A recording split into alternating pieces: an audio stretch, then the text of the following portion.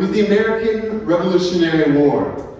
A corporal was standing there as his soldiers were vigorously attempting to raise a wooden beam. And he was shouting encouragement, he was shouting exhortations, he was shouting at them to raise that beam, to get it up to the top where it needed to be, but they were trying and failing when up rides a horseman. And the horseman is observing this, the corporal there, shouting at the men who are trying to raise the beam, and the men trying their best and failing time and time again. And so the stranger, or the man on the horse, simply said this. He said, "Why don't you get down and help them?" And the corporal said, "Do you realize that I am the corporal?" To which the man on the horse politely replied, "I beg your pardon, Mr. Corporal, I did." And then he dismounted his horse, he went over and he began to help the other soldiers to lift the beam into its place. Finally, as they lifted the beam into its place, he stepped back, wiped the sweat off his brow, looked at the corporal, and said, "If you should need help again, call on Washington, your commander-in-chief, and I will come." Isn't that a beautiful picture of servant leadership? This is from John Maxwell, records this book in a book on leadership. Isn't this a beautiful picture of what leadership looks like, that steps down, that comes close, that lifts the burdens for those who are on the front lines? I want to invite you to go with me in your Bible to John chapter 13.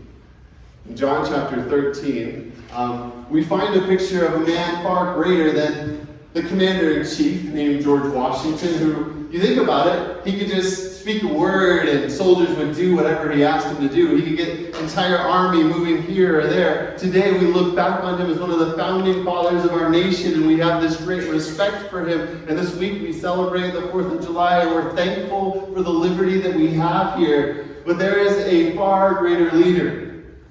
And my question is, how does he handle all the power in the universe?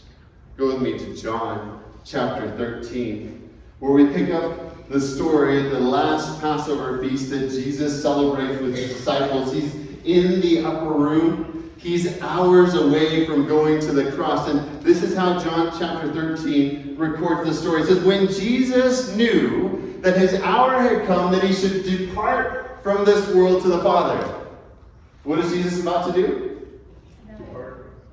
He's about to depart. His hours are going to come, which is going to die, and then he's going to depart from this world to the Father. He's going to make a trip from this planet to heaven. He's going to do what he is going to tell the disciples in a minute, that I'm going to my Father to prepare a place for you, so that where I am, there you may be also. And I'm coming back to get you, to bring you so you can be with me. So Jesus, our example, is going to experience the trip from planet Earth to heaven. And we've been talking about how Jesus is coming. And when Jesus comes, he's going to take us on that trip from earth to heaven.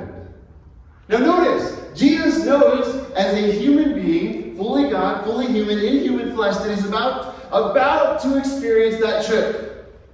As Adventists, we look forward to that trip. As Christians, we look forward to that moment, don't we? Amen. So what does he do? Knowing that this moment to travel from earth to heaven is coming, what does Jesus do? Check this out. Having loved his own who are in the world, he loved them to the end. No wonder that Paul later writes, you know what? It's about, the end's about to come. No wonder Peter says, the end is about to come, so you better love everybody, because love covers a multitude of sins. Because this is what they saw in Jesus. With the urgency of seeing the nearness of this trip from earth to heaven, Jesus loved his own to the very end. That's what it's all about. That's what it means to be an Adventist, is to love more lavishly than you ever have in your life before, because Jesus is coming.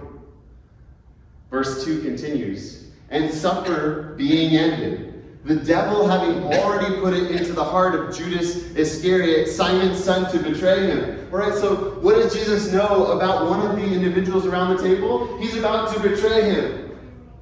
What does Jesus tell us that's going to take place before he comes back? People are going to betray us. There's going to be persecution. Jesus is facing persecution on the eve of traveling from earth to heaven. Jesus is in the circumstances that you and I may be. We may look around the world and think, oh no, there's persecution coming. People are going to be after us. Things are going to happen in our life. It's going to be difficult. What should we do? Let's follow the footsteps of Jesus, shall we? And look at the footsteps of Jesus. What does he do? Jesus, knowing that the Father had given all things into his hands. He knew that God had given him absolutely everything. This is a realization that Jesus did not have when he was born. We're told that he grew in wisdom and in stature and in favor with God and man.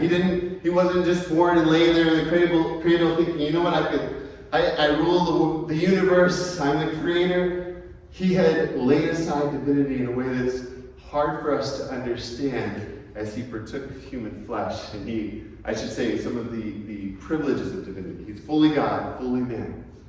But now Jesus is going to the cross, and he knows that the Father has given all things into his hand. Is that power? Think about that power. He's got all the power in the universe. He's got, at his fingertips, all the power to do absolutely anything that he wants. Nobody can tell him what to do. He is the commander-in-chief, with all respect to George Washington. He's the true commander-in-chief, is he not?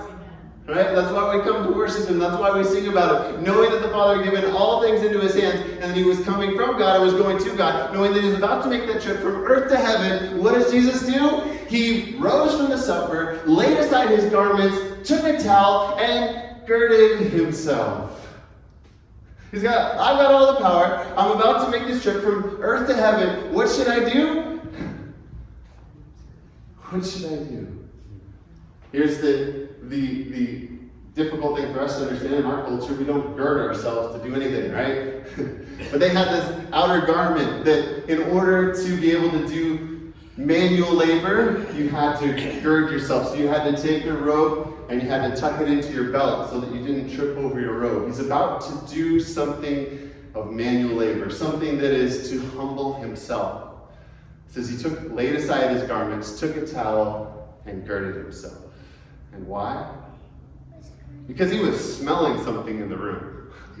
Right? Because he saw some people around him were uncomfortable. See, the disciples had come into the upper room, and we learned from the other Gospels that they were arguing about who's the greatest and who's going to sit closest to Jesus, and they're thinking in human aspects of what power looks like. And we tend to put that on God, that God thinks that way about power, but the reality is God is totally different. His thoughts are higher than our thoughts, and his ways higher than our ways. And Jesus isn't thinking about how he can rule the universe and what he can do. He's thinking about dirty toes and smelly feet and miserable disciples who are feeling awkward because none of them are willing, and somebody forgot to get the servant, and so they're all there. And we don't understand that completely because we wash our feet and we have socks and shoes, but they wore sandals and they walked on muddy roads where animals also walked and defecated, and the room was awkward. And Jesus cared about dirty, smelly toes. The one who had all the power in the universe. Who's on the verge of a trip from earth to heaven? He's got time to wash toes. Do I realize that being on the verge of the coming of Jesus means I've got time to wash toes? That I've got time to come close to people and to find out what it is that's feeling awkward in their life, what it is that they're struggling with, what it is that they're going through. And I've got to open my heart, I've got to realize where they're at and not think that I'm too busy, that I've got too much going on, that I've got more important things to do, because that's where the disciples were, not where Jesus was. Jesus girded himself to serve. And he put water into a basin, and he began to wash the disciples' feet. It is so beautiful that the King of the universe washed dirty toes right before going to the cross, right before making a trip to heaven. He did it for a purpose, because he wanted you to know that that's how God operates. That is what God looks like. I just mentioned it as we started. Thoughts from the Mount of Blessing, page 105 says, the perception of God's love works the renunciation of self. When we perceive God's love, we looked at this 2 weeks ago. When we behold the Lamb, there's a reason we've got to be watching and waiting. We've got to be looking at the Lamb. And if we look anywhere else, we're in trouble. But if we look to the Lamb and his love for us, this will take care of the selfishness in our hearts. It's the only solution to what I desperately need, and that's a solution to my sin problem.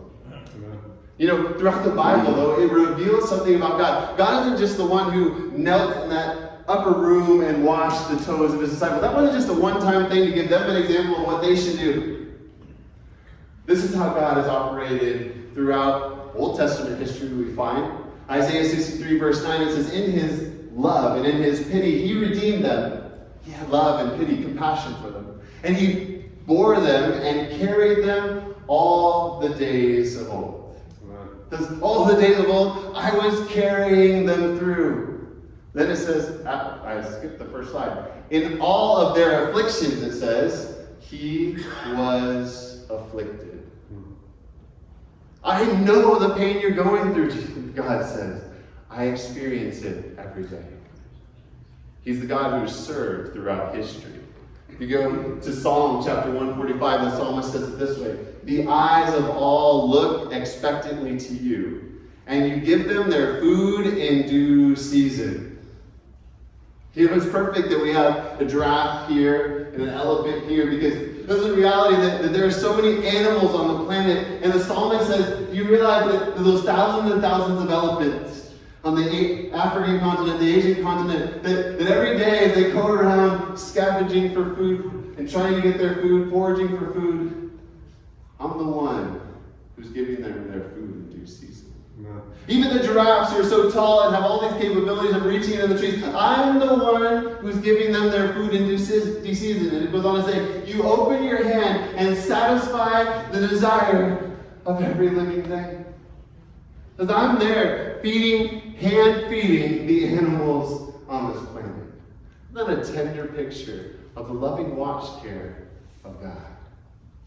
You know, George Washington loved dogs very much. In fact, he had a number of dogs. He loved to go, he kept them as pets in his house, and there's some fun stories about the dogs.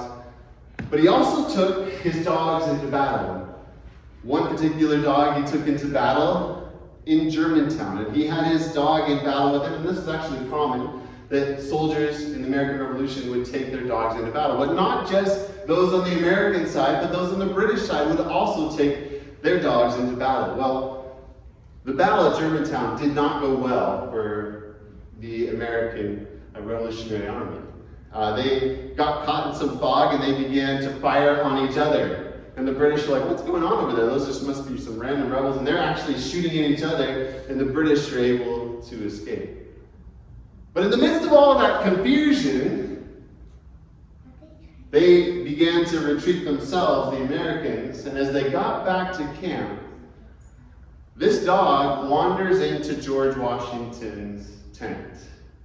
And they look at this dog, and they look at the collar on this dog, and they see that the collar says General Howe from the British Army, right? This is General Howe's dog, and they now have him, and these American Revolutionary soldiers are like, yes, we have the British General's dog. Let's use this somehow, because we may have lost that battle, but we have some leverage now against the British. Let's use this to our advantage. And George Washington was like, no.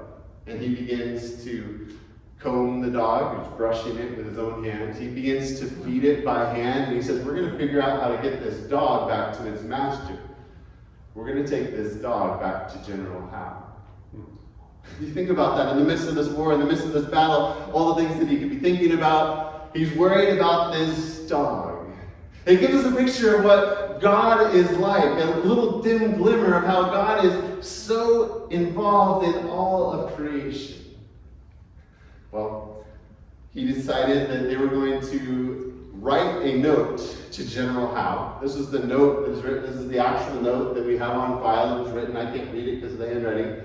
But it goes on to say, General Washington's compliments to General Howe. He does himself the pleasure to return to him a dog, which accidentally fell into his hand, and by the inscription on the collar appears to belong to General Howe.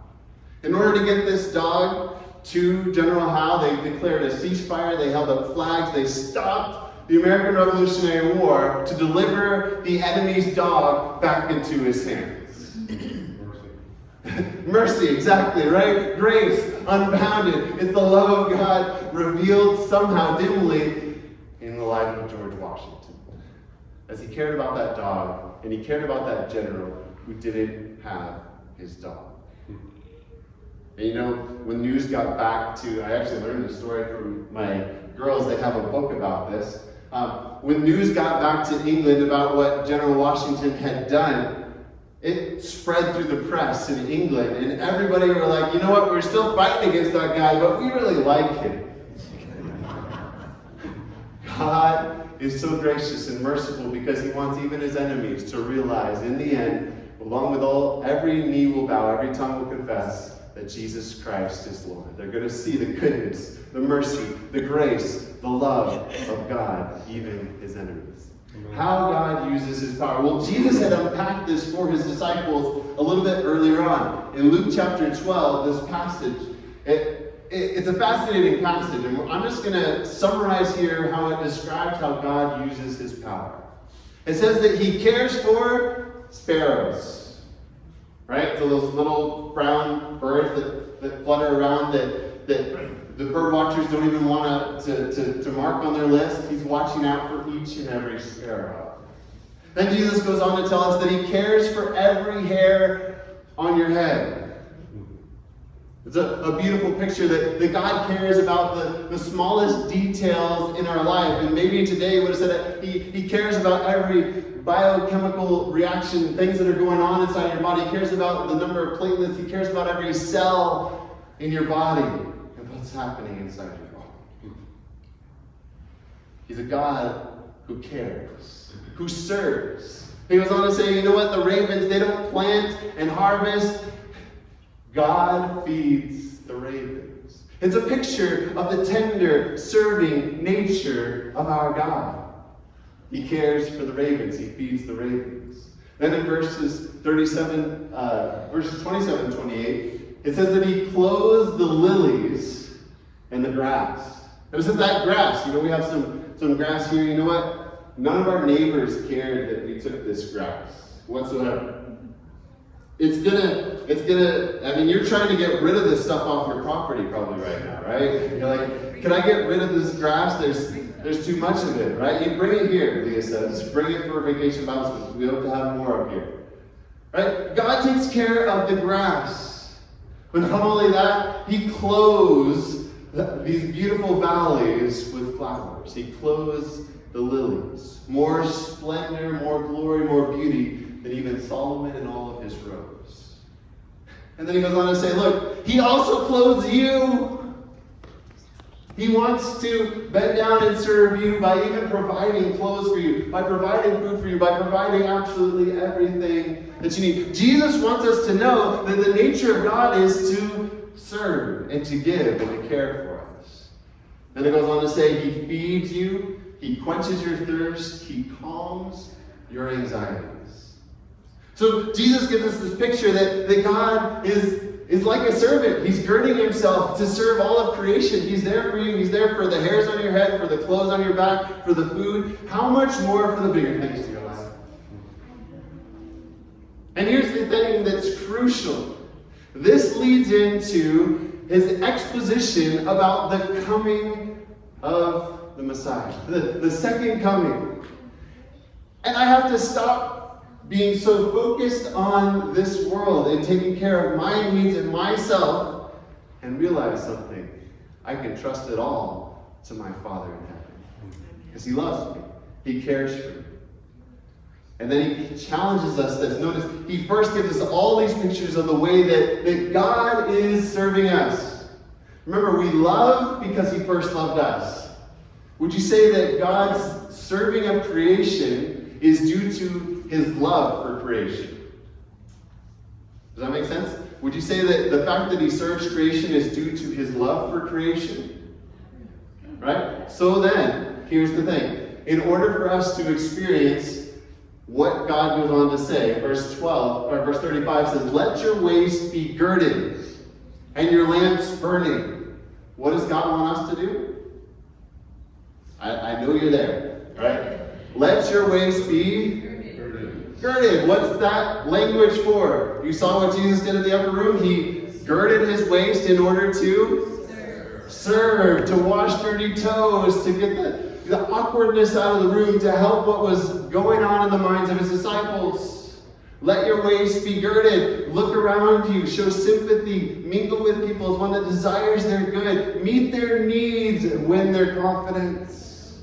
Let your waist be girded. And your lamps burning. Jesus told us this reality was that we can let our light shine so that men may see our good works and glorify the Father in heaven. When we serve like this, our light will shine brightly because people will taste and see that God is good. They're like, hey, why do you care so much? Why do you love like that?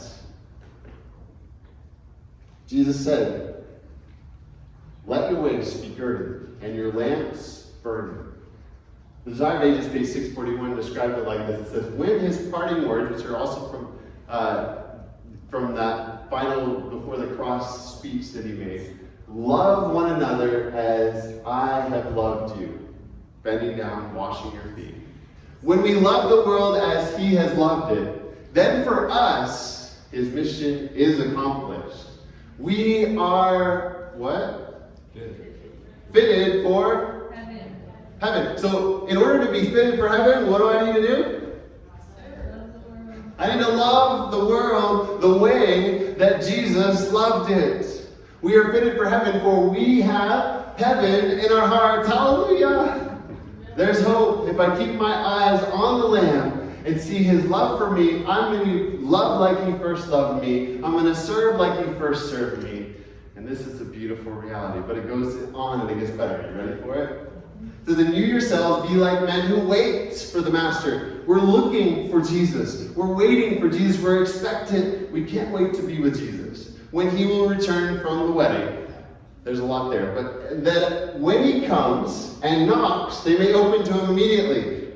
He's the one in Revelation 3 that says, behold, I stand at the door and knock. If anyone will open the door, I'm going to come in with them and dine with them and he with me. And this parable here gives a picture of what that dining looks like. You ready for it? Check this out. Blessed or happy are those serving whom the Master, when he comes, will find watching the Lamb, beholding the Lamb, seeing his selfless love, and seeing the needs of the world around him. Blessed are those who he will find watching. Notice this. They're beholding the Lamb. Assuredly. Jesus really wants us to get this part. He's like, assuredly, this is really important. Get this part. If you get nothing else, get this. Assuredly, I say to you that he will, who's the he? Who's the Master? Jesus. He will gird himself, have them sit down to eat, and will come and serve them. I don't know about you, but I pictured it like going into heaven and having this long table, the marriage supper of the Lamb in the New Jerusalem, and Jesus is off there in the distance on his white throne, and I'm waving to Jesus like, hey Jesus, and I'm worshiping Jesus, I'm giving all glory and praise him. This tells me that he's going to have me go and recline at that table. And I'm going to be sitting there thinking, I just need another drink. And before I can even get the thought out, Jesus is there with, hey, I mixed this up for you. It's a pina colada, but let me tell you, it's way better on the new earth. And then I'm thinking, man, I'm hungry. I'm feeling like, and Jesus fills in the dots. He's like, hey, I've got this here for you. This fruit, I grew it myself. You're going to love this. And then he's running to me with maybe a pizza he picks. I don't know what it is. And he says, look, this bread that I baked for you, I know exactly. I created your taste buds. You're going to love this. And then I'm getting up from the table. He's like, hang on just a second. You didn't have dessert yet. And he comes and he brings me dessert. And he helps me get my coat back on or whatever. And he shows me the way to my house. And the picture is that God is going to be serving his people throughout eternity. Amen. And we kind of look at it like, well, hang on. Aren't we the servants? Yes, we are. Notice what Jesus said. But he who is greatest among you, who is greatest among us? Jesus. He who is greatest among you shall be your servant.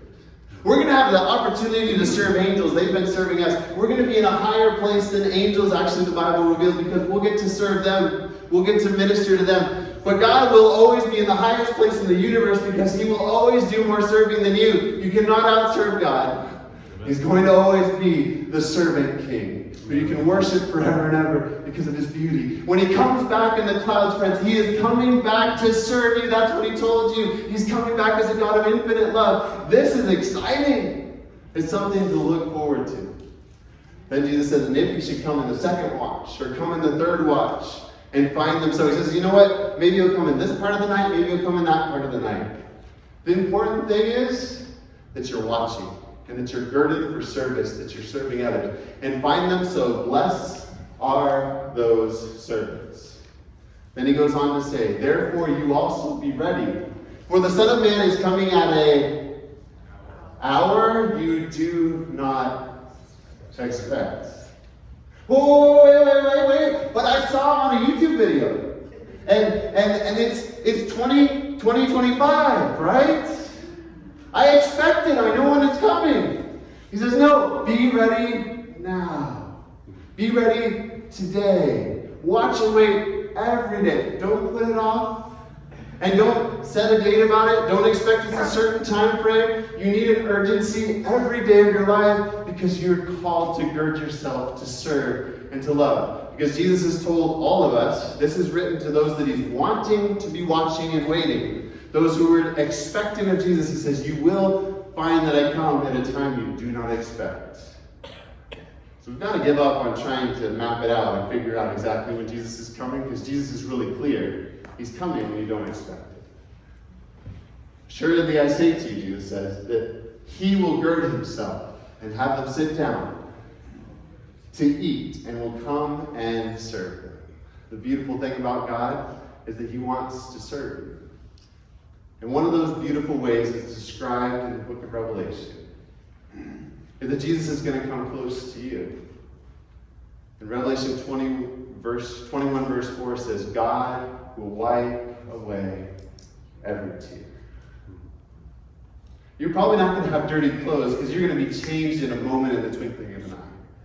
You're not going to have a body that needs healing, but you may still have some questions. You may still have some heartache from the things you went through here on earth. And the beautiful thing about God, more important than him coming and serving you dessert and that drink, he's going to come up next to you and he's going to wipe that tear away and say, you know what? I was there for you when you were going through that. I was there for you. And let me wipe that tear away when you lost your mom. I was there for you when you lost your husband. Let me explain what was going on, how I was doing everything possible to carry you. Let me show you how I was afflicted in all of your afflictions. I was there with you. And God will wipe away every tear from your eye. Hallelujah. What a God we serve. I cannot wait for that day, but I wait with patience because I'm not willing that any should be lost, because that is the heart of God. God will wipe away every tear from your eyes. I want to invite you, gird yourself to serve. First of all, remember how God serves you every day of your life. Stop taking the baggage back into your own heart, into your own life, and trying to handle it all on your own, and simply say, Jesus, all right, take it. You've got to bear my burdens for you. And that will set you free so that you can stop worrying about all your own stuff and start serving other people. Start with your own family, start with your wife, start with your kids, and start serving them. And go from there and serve your neighbor, serve everybody around you possible, because this is what Jesus calls us to do as we expect his soon return. And to not be ready and waiting, is to miss this opportunity to experience the wedding supper of the Lamb, to experience having every tear wiped from our eyes. And if you have no idea about opportunities to serve in our community, I just want to again invite you one specific way here at our church. You can just text the word serve to our phone number, and you text that word and I'll give you periodic updates about, hey, here's a service opportunity, here's somebody that needs help on their roof, here's somebody that needs help, or we need some donations for this for our homeless ministry outreach, we need this at the farm, we need this for Vacation Bible School, was one of the announcements this past week. Come serve at Vacation Bible School, come to the farm every single Sunday from 9 to 2. Come for 15 minutes and talk to somebody. You know one of the greatest ways you can serve? There's a whole lot of loneliness around us. There's a whole lot of people that need to know that they're cared about. Come close to people. Make friends with them. Like many of you do. Thank you for how you do that. Get to know them. And listen to them. One of the greatest ways that we can serve people in the world we're living in today is not to tell them everything when we first meet them, but to listen to them. This is how Jesus ministered to people.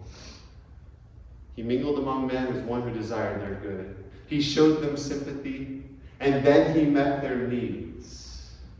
This is the path that we're to follow on. And then when we win their confidence, and they begin to trust us, then we can begin to explain to them when they ask, why do you love like that? Why do you care? Why do you wash?